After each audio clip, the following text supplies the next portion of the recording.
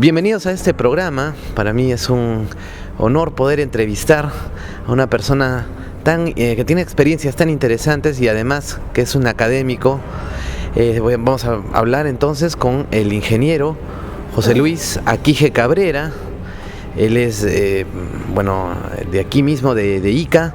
Vamos a hablar, es un experto también, un estudioso de la física, una persona muy brillante, como les decía, y ha recolectado bastante información que a nosotros nos da mucho gusto compartir, y realmente ustedes tienen que tomar apunte de todo lo que se diga en esta entrevista. Ingeniero, ¿cómo está? Bienvenido al programa. Gracias por tu visita. Gracias a todas las personas que han tenido la amabilidad de dedicar un poco de su tiempo a esta calurosa tierra de Ica. Lo recibe con los brazos abiertos, con la finalidad que tenemos siempre de difundir, de dar a conocer a la gente lo poco que podemos haber estudiado, pero que entiendan que hay realidades que existen objetivamente entre nosotros, a los cuales no le podemos dar la espalda. Antes eran indicios, ¿no? Ahora ya se han convertido en evidencias. En ese mundo estamos. En evidencias y en certezas. Quisiera que comparta con nosotros ese par de historias que son fabulosas sobre, no sé por dónde empezar, por donde quiere usted, si hablamos del Huaco o hablamos de este encuentro que tuvo con con una persona muy especial, por donde quiere usted. ¿Te refieres a la experiencia del Cusco? A la del Cusco, sí. Bueno, esto ha sucedido por los años 75. Ya pues tenemos son 25 más 18, ¿no? 35, 43 años casi. Una experiencia a raíz de una excursión que hicimos en la universidad con los chicos de ingeniería. Era tradicional todos los años viajar a alguna ciudad del Perú, pero como siempre el atractivo es mayormente Cusco. Hemos salido del Cusco en la ruta normal de turismo, Sacsayhuamán, Pisac, finalmente Ollantaytambo, con la extraña experiencia que al querer regresar el ómnibus no arrancaba, se quedó. Y tuvimos que pasar la noche en Ollantaytambo, pues. Así que eran todos varones, felizmente. En la noche salimos a buscar algo de comer. La ciudad no era como está ahora, pues ya es una ciudad turística, muy elegante. Tiene todas las calles iluminadas, ¿no? Pero en esa época era un poco oscura, solitaria. Felizmente encontramos por ahí una casa que tenía una escoba con un trapo rojo afuera. Bueno, no era el MRT en esa época, no había. Pero era la señal de que se estila en la sierra, ¿no? Que con esa señal venden algo ahí, ¿no? Son cantinas, bares, pulperías. Así que cuando hemos tocado la puerta nos han atendido. Salió un señor con su poncho, su gorro. Y al saber que éramos estudiantes, nos atendió y de paso se puso a conversar con nosotros. Nos invitó a algunas cositas, entre ellos unos traguitos, y así fueron pasando las horas, ¿no? Sucedió que en un determinado momento nos quiso enseñar algo y fueron una cantidad, yo me imagino más de 200 fotografías en que él aseguraba, ¿no?, que él mismo las había tomado en el interior de unos vehículos extraños. Nunca mencionó ovni, nunca dijo platillo volador ni seres extraterrestres, no dijo nada de eso, ¿no? Pero sí decía, son aparatos muy especiales que vuelan, diferentes de los aviones, en fin. Y entonces habían una serie de fotografías adentro. Por ejemplo, no se veía pues focos. Sí, pero aquí está oscuro adentro, ¿cómo? No, me dice. Es que el material con que está confeccionado es fluorescente. O sea, no se necesita. Además, me dice, la cantidad de... Hay una sustancia que tenemos en la vista que nos permite distinguir ondas desde los 4000 Armstrong hasta los 7000 Armstrong, o sea, del rojo al violeta, la luz visible. Y esa sustancia se llama rodopsina.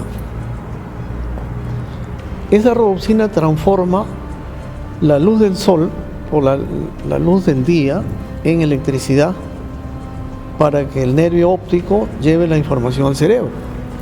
Pero no todos son así, ¿no? Aquí en la Tierra, nuestra cantidad de rodopsina nos permite ver una gama determinada simplemente desde el rojo hasta el violeta. Pero en otros lugares, la naturaleza ha condicionado la fisiología para que puedan ver según sus necesidades. Así es que si en un planeta de repente extraño hay mucha menos luz que acá, lo lógico es que con el tiempo la rodopsina sea en mayor cantidad para que puedan ver mejor, ¿no? Por lo tanto, no esperemos de que las necesidades que tenemos puedan ser las necesidades de otras civilizaciones, ¿no? Así que en ese sentido comenzaron a salir una serie de interrogantes.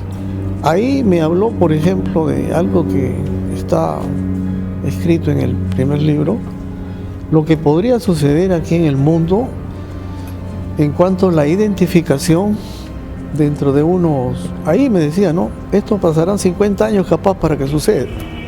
Yo veo que ya casi van 50 y no sucede, pero creo que puede suceder de aquí a unos 20. La identificación de cada una de las personas que habitamos el planeta.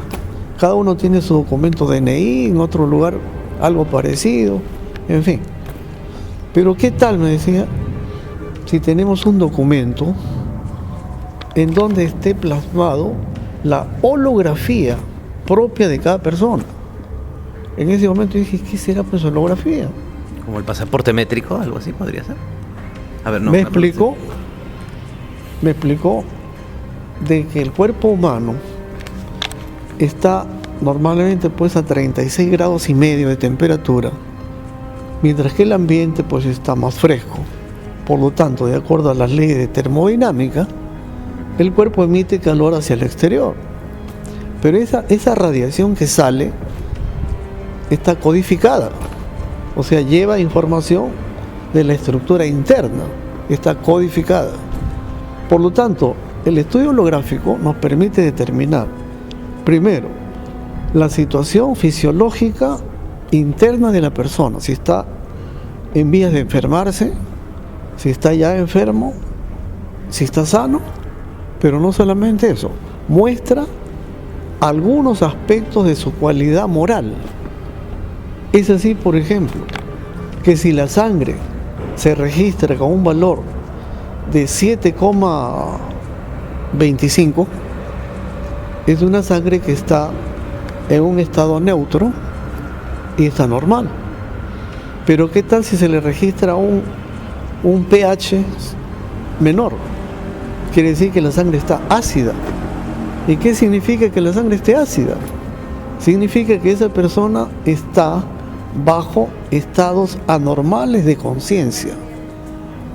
O sea, esa persona tiene un estado alto de agresividad y por lo tanto probablemente un estado alto de ambiciones, refleja de repente defectos psicológicos que si por desgracia esas personas llegan a tener cargos públicos, pues va a ser una desgracia, ¿no? Entonces se espera que entre unos años una persona que quiera tener pues un cargo público diga, este soy yo, ¿no? Este es mi holograma y este es mi firma, ¿no? Salvo que se pueda falsificar, porque aquí en el Perú se falsifica todo, pero sería muy difícil falsificar eso, ¿no? Bueno, esa era una predicción que me dijo que eso existe en otros lugares, porque de todas maneras la gente se tiene que identificar. ¿no? Otra cosa que lo escuchaba por primera vez era lo que mencionó justamente sobre holografías respecto a la constitución de los genes, ¿no? O sea, uno come un huevo frito, pues, y lo único que ve qué cosa es yema y clara y nada más, no distingue nada más. Pero ¿qué pasaría si ese huevito se queda 21 días en la gallina? Se queda empollando ahí, sale el pollito corriendo. Entonces uno se pregunta, ¿no? ¿Cómo se formaron las patas, la cabeza, el hígado, las plumas y todo? ¿Qué pasó? ¿Quién los ordenó? ¿Así por casualidad? ¿Por milagro? No. Tenemos presente en primer lugar que aceptar que hay leyes absolutas en el universo. Una de esas leyes debe ser, digo debe ser porque tampoco no sé si será cierto, pero supongo que es cierto, el principio de causa y efecto. O sea, no puede haber causa sin efecto ni efecto sin causa. Supongo que esto se cumple acá, en la Cochinchina y en el Alfa Centauro y donde sea. Esto no se puede violar. Entonces, los elementos particulares que existen en el interior de un huevo son iones. ¿Qué es un ion? Es una partícula cargada, no es neutra, es cargada. Por lo tanto, esas partículas cargadas se tienen que mover. ¿Quién mueve una partícula cargada? ¿La gravedad? No. Las partículas cargadas no obedecen a la gravedad. Obedecen únicamente a las líneas de fuerza de los campos electromagnéticos. Por lo tanto, una partícula que va de un lugar a otro es porque tiene un camino, hay una línea predeterminada. Esto da a entender de que dentro del huevo debería existir digamos, patrón de información, un patrón tridimensional que tenga la forma de un pollo. Por eso luego se ordena así. Esas líneas están ordenadas a raíz de los pares que existen dentro del ADN. Por ejemplo, un par es AT, o sea, adenina con tiamina. Otro par es GC, guanina y citosina. Siempre el AD está con el T, nunca se separa. Y siempre está la G con la C, tampoco se separan nunca. Entonces, estos pares tienen en los extremos supuestamente cargas distintas, generan diferencia de potencial. Porque si las cargas fueran iguales, no habría línea entre los dos, no hay. Por lo tanto, se supone que tienen cargas diferentes, generan diferencia de potencial, generan campo eléctrico y ahí está la línea determinada. La forma que tenga esa línea está dada desde los progenitores.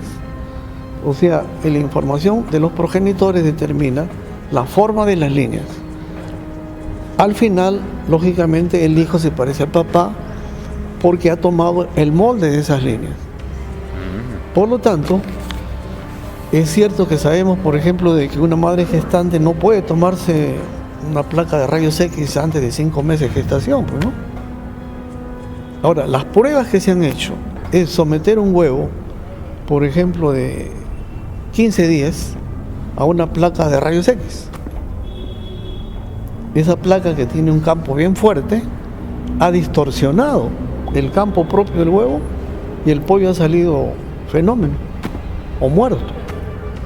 Eso prueba de que en realidad en el interior hay un campo ordenado, muy ordenado, para que pueda formarse esa estructura. Ese es uno de los milagros de la naturaleza, ¿no? Esas ideas las escuché.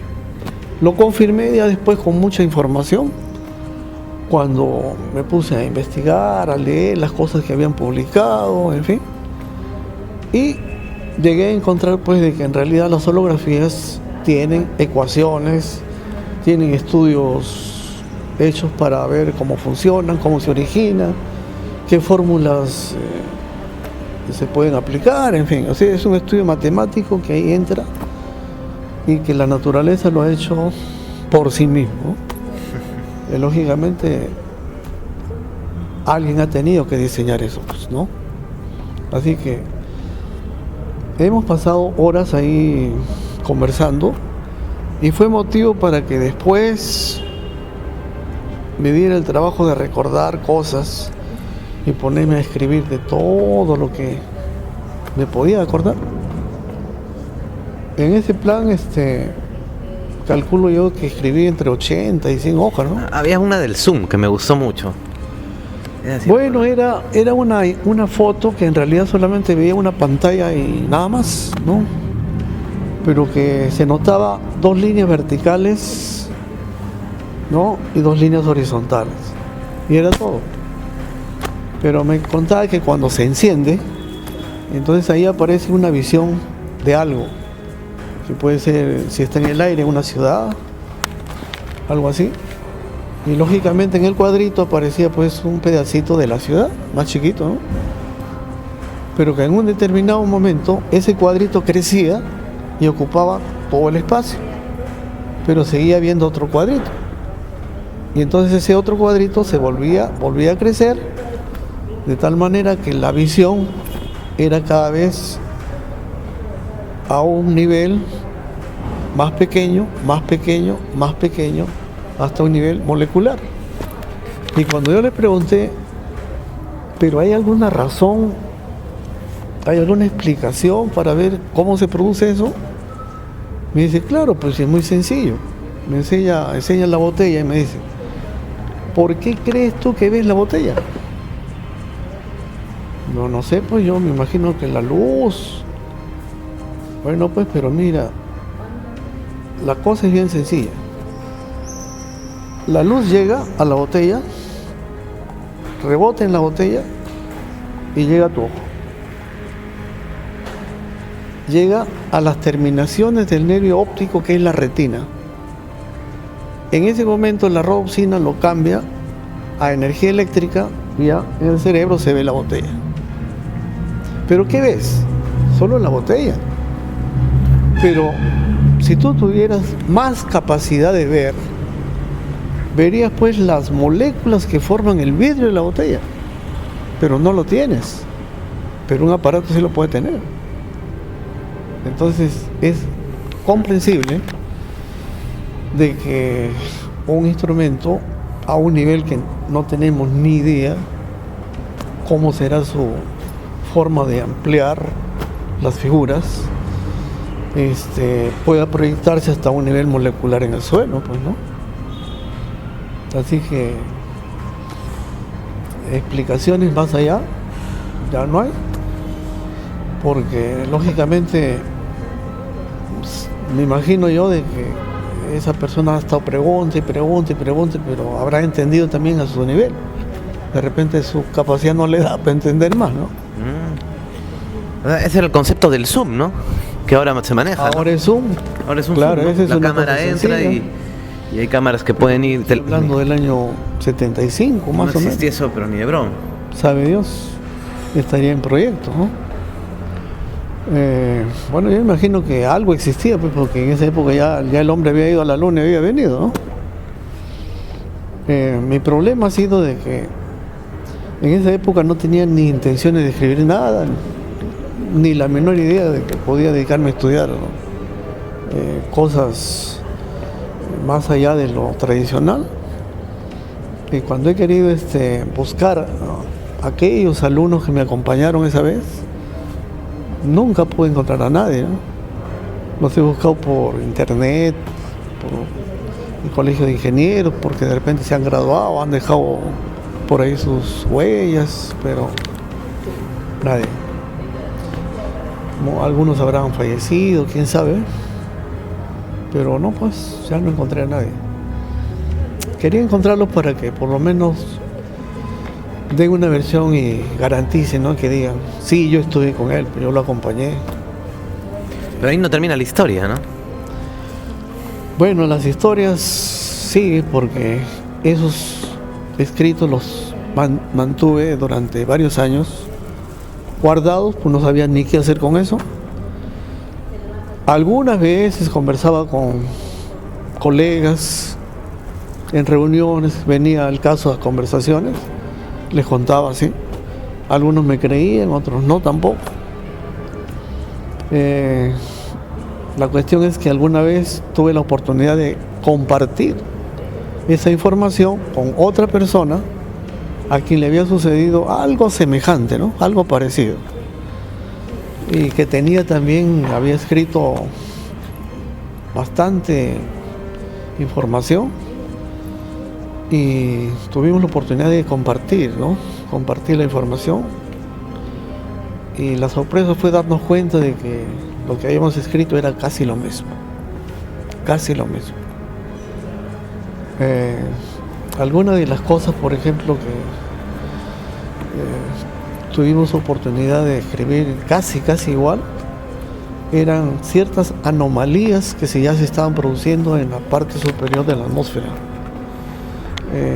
generado por lo que ahora se llama cambio climático.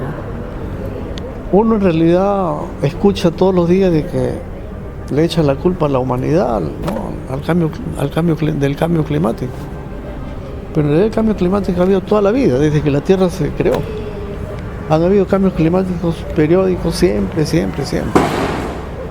Que se haya acelerado quizás ahora, puede ser, ¿no? Pero tampoco es toda la culpa. Porque hay una cosa anecdótica que da que pensar.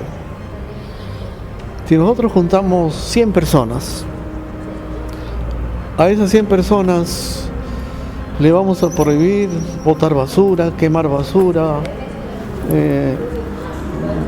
juntar los residuos sólidos, ordenarlos, en fin, hacer una cantidad de procedimientos para cuidar el medio ambiente. ¿Qué pasa si nos ponemos a pensar que en este preciso instante, sea la hora del día que sea, hay 30.000 aviones volando? Ahorita hay 30.000 aviones volando. Cada uno de esos aviones usa el más alto octanaje en gasolina y lo bota a 10.000 metros de altura. La contaminación de uno de esos aviones sería cientos de veces más de que la mitad de la población de Ica de repente. Así que yo no sé si ganamos mucho o ganamos poco por nuestra cultura ambientalista, pero no nos fijamos en lo que sucede por allá. Pero ¿quién va a prohibir que vuelen los aviones? Es una necesidad. Sin embargo, es altamente contaminante. Y hablando de los aviones, precisamente este escrito que crea o escribe valga la redundancia, esta persona, es a raíz de que él también contactó con alguien que le dio estos escritos en Jicamarca. ¿Cómo fue eso? Eso es interesantísimo. Bueno, es que la otra persona que me dio su información estaba de casualidad trabajando en la ciudad de Ica. Él venía, después me contó de la estación de rastreo de Jicamarca, había salido de ahí por algunas cuestiones laborales y después lo llamaron urgente porque alguien lo estaba buscando para pedirle información. Y esa información que necesitaba ese alguien era respecto a las frecuencias que se usaban para justamente registrar los pasos de los Landsat, los satélites que recién se estaban organizando en el Perú, ¿no? Y me contaba de que de la alta frecuencia que usan ahí, que se usan estos rastreos, llega a la escala del ultra alta frecuencia, es el UHF. Es una frecuencia que da una energía unidireccional, pero potente, capaz de interferir con cualquier aparato eléctrico, puede ser un avión, y distorsionar la parte eléctrica y traerse el avión abajo, ¿no? Contaba de que esa persona que lo buscaba decía que él no era pues de la Tierra y que su nave había sufrido algún desperfecto en la dirección, la línea direccional, justamente por haber tenido interferencias con una alta frecuencia. Y buscaba información para ver cómo podía solucionar su problema. Así que me contó que en algún momento han tenido una reunión cerrada, gente que trabajaba en esos lugares, que han llevado filmadoras, grabadoras, han tomado muchas fotografías, pero jamás se publicó, ¿no? Se supo nada. Supongo que cada uno se guardó lo suyo. Pero lo curioso es de que esa persona dio como una especie de conferencia de prensa, ¿no? O sea, todo el mundo le bombardeó de preguntas de todo y lógicamente respondía de todo. Creo que ahí también por primera vez se escuchó el problema de la bilocación, porque la pregunta es bien clara, ¿no? Este maletín puede estar aquí y puede estar en Lima a la vez. La respuesta es no. No se entiende por qué. No tenemos idea cómo puede estar en dos lugares distintos. Pero decía, ustedes no tienen un personaje llamado Martín de Porras. No saben que ese personaje estuvo en 3 lugares a la vez. No 2, sino en 3. 3, no en 2. Y lo han visto físicamente y conversado con él en 3 lugares al mismo tiempo. Entonces, ¿cuál es la mecánica? ¿Qué pasó? ¿Cómo se diferencia de una persona normal? Entonces ahí nos explicó lo que está también en el primer libro, el proceso de sistema energético regenerativo y sistema energético degenerativo. Bueno, en pocas palabras el asunto es así, ¿no? Una persona cualquiera come, respira, piensa, y a eso le llamamos sistema regenerativo, ¿no? Porque de eso vivimos. Nos permite mantenernos biológicamente, y también la energía mental es alimentada con música, con diversiones, en fin, con algo que nos agrade. Pero a la vez también gastamos energía, que es la energía degenerativa. Mecánicamente, de repente, hacer cosas, pero lo más difícil es controlar la degradación mental. Me decía, el caso es sencillo. ¿Qué pasa si tú vas una noche por una calle solitaria, volteas y alguien te está siguiendo? Lo veo, miedo, terror. El cerebro en su computadora comienza a cranear, ¿qué hago? Manda un email al riñón, al sistema renal riñón que está encima. Se abre y salen hormonas, adrenalina y cortisona. Se vierte a la sangre, llega al corazón. El corazón recibe órdenes de multiplicar su trabajo.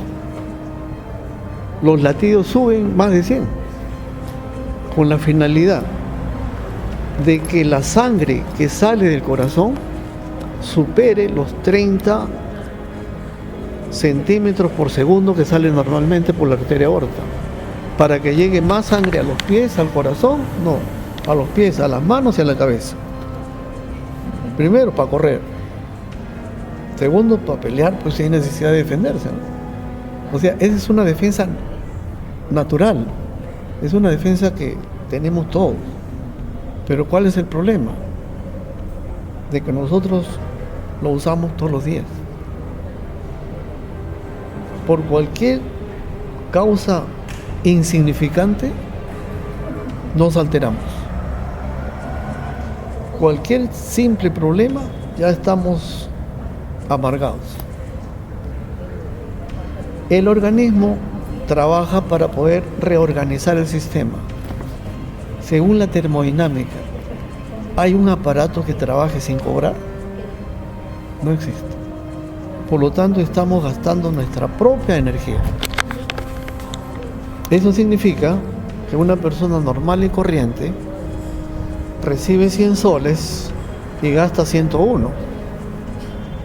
O sea, poco a poco se va degradando, gastando más de lo que tiene. Pero un santo, ¿qué hace?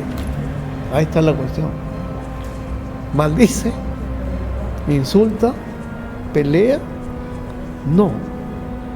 El santo ha bloqueado, ha cerrado su sistema degenerativo mental. Lo ha cerrado. Y como lo ha cerrado, tiene la capacidad de que el sistema energético regenerativo se va acumulando y su frecuencia va subiendo. Porque la ley es bien simple.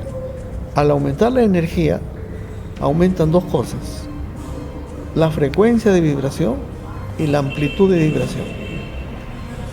Por lo tanto, si nosotros tenemos una escala en la que estamos viendo la luz visible, desde el rojo hasta el violeta, hay que pensar que la energía que sale del cuerpo no se ve porque se encuentra en el infrarrojo, o sea, antes de llegar al rojo.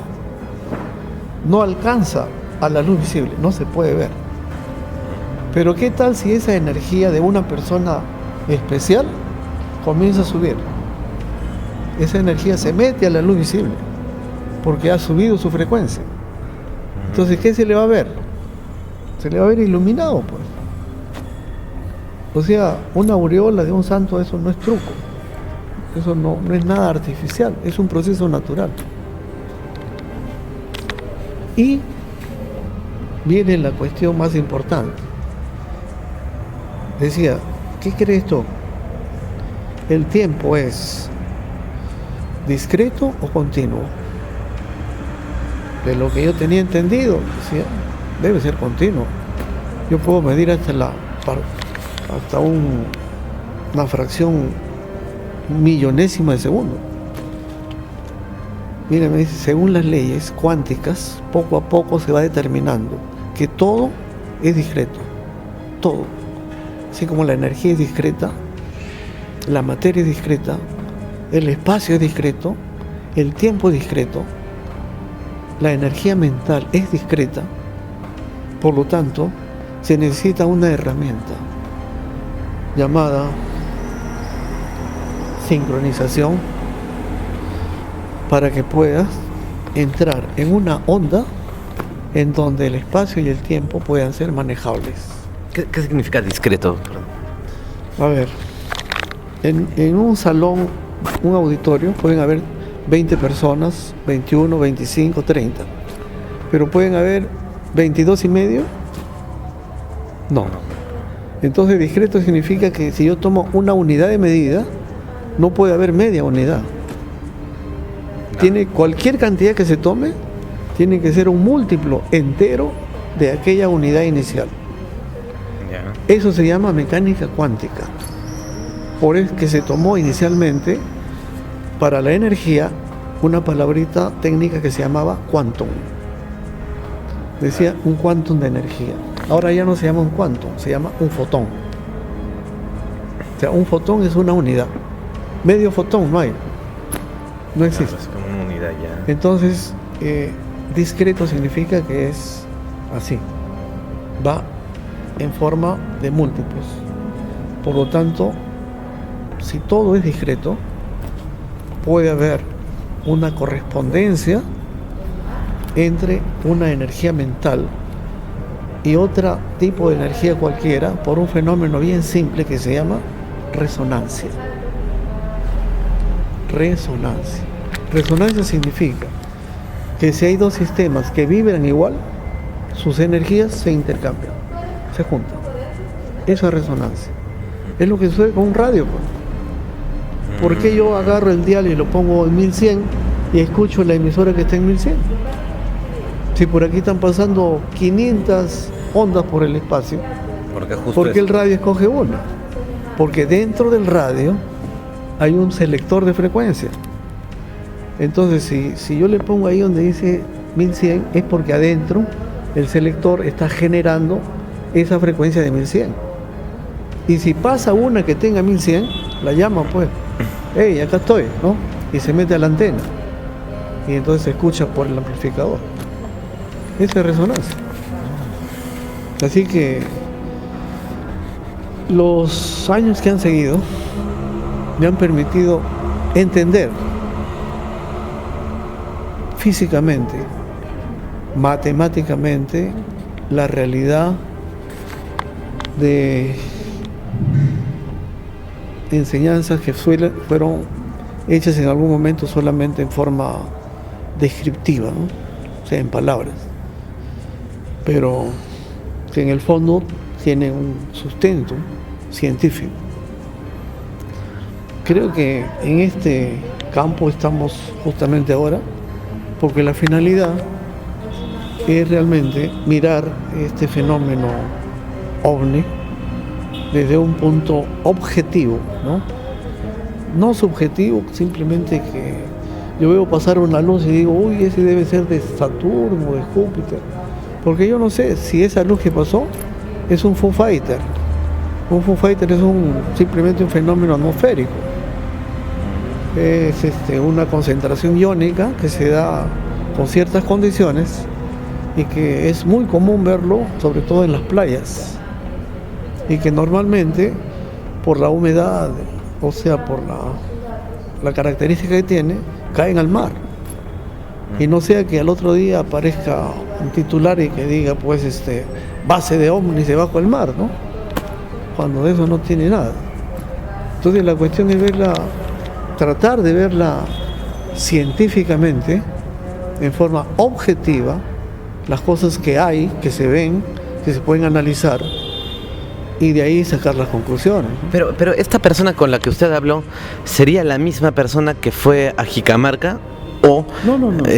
Un extraterrestre le dio esta información a esta persona y este extraterrestre es el que fue a Jicamarca? No, han sido años de diferencia, más o menos 8 o 10 años. Ah, 8 o 10 años. Sí, no. Pero no, el con el que usted habló no era un extraterrestre. Él había hablado con los extraterrestres. Sí. Y tenía fotos, una ruma. Nunca dijo que fue extraterrestre. Simplemente dijo que era gente que no tenía pues las características comunes de nosotros y que posiblemente eran una raza desconocida, ¿no?